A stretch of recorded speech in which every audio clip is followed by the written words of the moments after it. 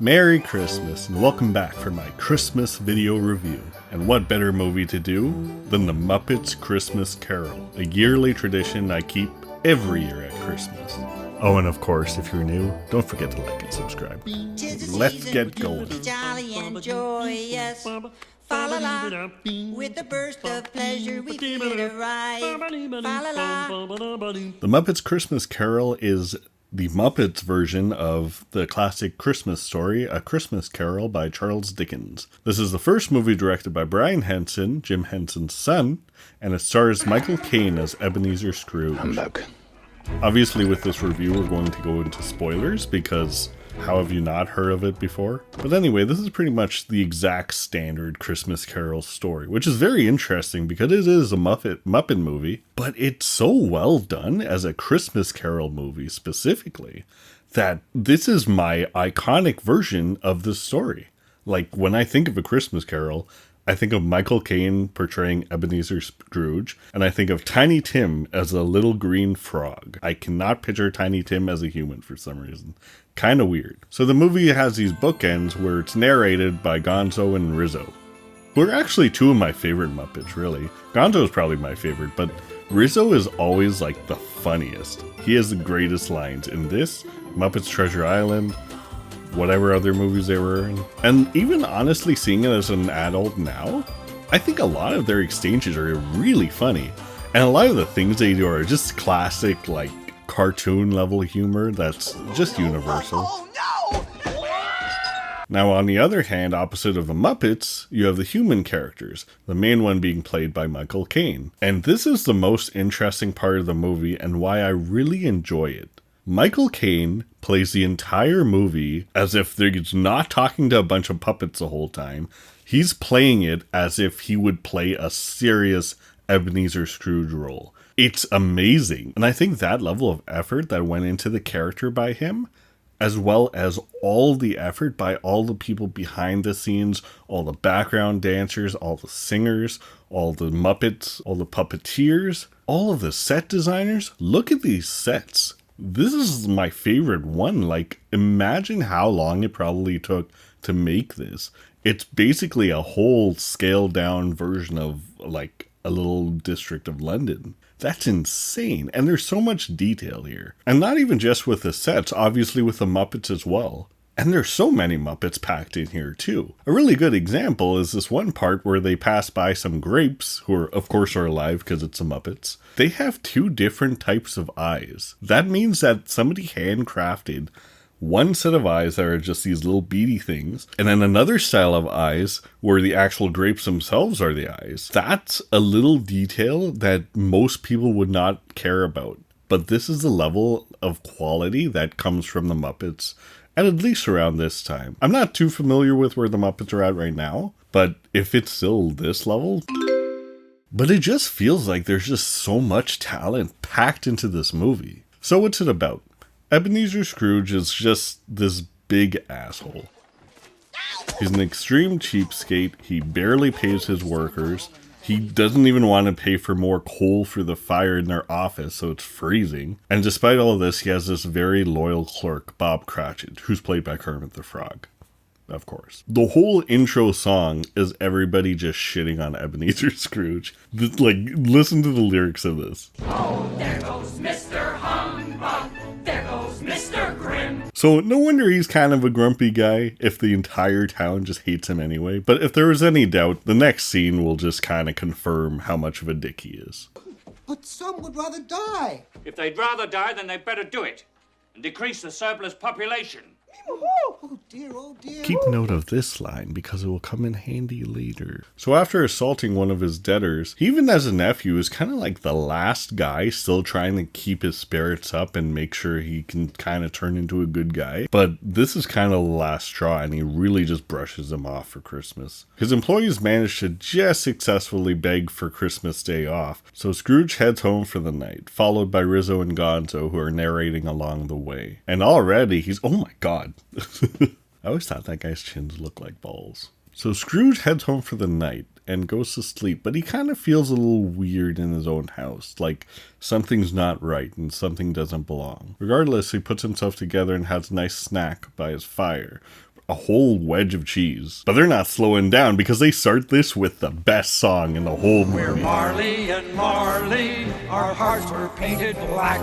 That's right away they just get going. Marley and Marley is probably my favorite song from the whole movie. Or at least it's the one that gets stuck in my head all the time. How do you not remember Marley and Marley? It's so iconic. Especially, it's so perfect for these guys in this role, too. I don't remember their names. Where are they? Oh, Statler and Waldorf. Yeah.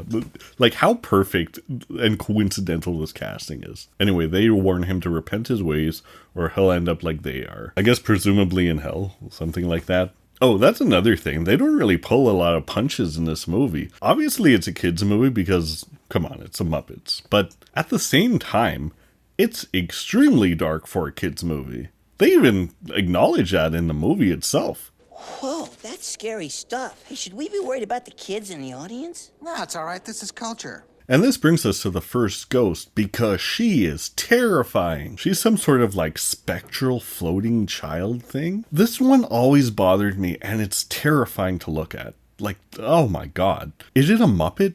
Is it supposed to be human? Why is it so realistic with its face if it's supposed to be a Muppet? It's so jarring. I don't like this thing. And it's not the worst thing in the movie either. Anyway, she takes him to his past where he kind of enjoys his memories of his days in solitude as a child, constantly studying and working hard while all the other kids would go out and play. When he graduates, he goes and works for Fozzie Bear. And this is the next memory of Christmas past that we see, when he meets his fiancée at the Christmas party. No, excuse me. Oh, Master Scrooge. Excuse me. Man, what a nice memory. Except immediately after, she just takes him to the part where they break up and never see each other again. And he's just destroyed emotionally. And then she's just like, LOL, sorry, bye. Like, look at this. She just completely, like, obliterates him and then just pieces out. It's so harsh. And then we move on to the next spirit of Christmas. The spirit of Christmas present. Who I guess is Santa Claus? Christmas morning! No! I always thought he was Santa Claus, at least. I mean, he has red hair. Maybe he's like a pagan Santa Claus. I don't know. He's Santa Claus. Anyway, so this one's kind of weird. He's the most friendly and, like, wholesome of the spirits, it seems. But at the same time, it's like there's something kind of disturbing about the way he acts. Like, he forgets things a lot because he's the present, so he's always living in the moment, and he forgets what happens in the past. He's just enjoying life as it comes. Oh, also another thing that's really scary, or at least creepy to me, is how he shows up. I don't know why. There's something, like, very terrifying to me to see something that's unnaturally oversized. And when he just walks in the room and the ghost of Christmas present, like, takes up the whole thing, that's terrifying to me. I would, like, shit my pants. Way more than this thing. Oh, God, that's scary, too, though. I don't know. So Santa, or the Ghost of Christmas Spirit, takes him to the square where everybody's celebrating Christmas Day. And it's at this moment that Ebenezer Scrooge kind of starts to learn what Christmas is about and why everybody's suddenly so happy. And he's able to kind of share in the happiness that everybody else is feeling for the first time in his life. And of course he does, because this is the actual best song in the movie. This song slaps so hard, which is probably why they sing it like 3 times. It's in the giving of a gift to another, a pair of mittens that were made by your mother. It's all the ways that we show love that feel like Christmas. This is also a super wholesome scene, and this is just like the cozy, comfy part of Christmas that I love. This is why I enjoy watching this movie. Oh, and remember how before I said that they weren't like pulling any punches with the scariness? Well, some of the Muppets also just look kind of, oh my god. Oh Christ. Like, come on. So, just like the first spirit, after getting this huge amount of joy out of him, he completely crashes down his hopes and takes him to his nephew's house, where it's just a round table, let's shit on Scrooge night. Oh, jeez. I mean, okay, come on. And then after that, he just breaks his heart by taking him to Bob Cratchit's house, where he learns about Tiny Tim. Tiny Tim is Bob Cratchit's son, one of the many children that they can barely support and on the mortgage for the house they can barely afford. Despite all that, though, Tiny Tim, who I guess is dying of something, has the highest hopes of everybody. And he keeps everybody's spirits intact. And after Scrooge is washed with emotions for Tiny Tim, the ghost tells him that he's gonna die. That's right, another character dies in this movie. This is a child, too. A kid dies in a children's movie. Tell me if Tiny Tim will live. I see a vacant seat by the chimney corner, and a crutch without an owner. If these shadows remain unaltered, I believe the child will die. But what then? If he's going to die, he'd better do it and decrease the surplus population.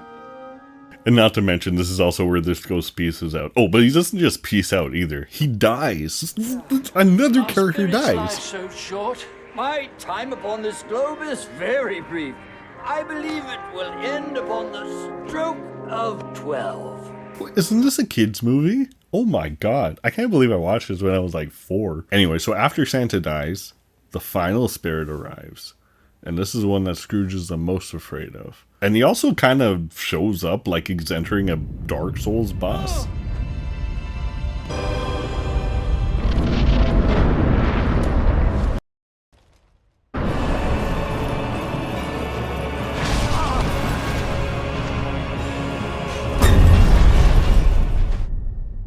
Holy shit, some kids aren't sleeping tonight. So this faceless doesn't he actually look like the giants from Dark Souls 2? Like, look at that. Anyway, whatever.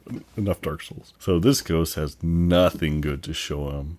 And he just shits on him the whole time. In the best way, because he doesn't talk either. He just keeps pointing at things. He's just like, figure it out for yourself. It's just like everything he shows him is a mic drop moment where he doesn't even have to say anything. He's seeing not only the bleak future that the Cratchit family has, until he realizes he's faced with his own death, where nobody remembers him, all his stuff is just stolen, and Tiny Tim dies. But as you know, it's not too late and Christmas Day arrives, and Ebenezer Scrooge learns to change his ways. I love this ending. Everything about it's so great. The song, the entire cast that's shown in it. I think like every single person who was featured in this movie is in this last scene. Isn't that nice? It's like they're just showing you everything that went into this movie for the final shot. As a big thank you to not only the viewer for watching, but the cast and the crew as well. It's great. It's so wholesome. That's how we should spend Christmas, right? With a group of great people who we come together with and do something better. But anyway, Merry Christmas and Happy Holidays. Do you watch the Muppets Christmas Carol every year like I do, or is it just kind of one of those ones you do every other year? Are there other Christmas movies that you save for Christmas Day?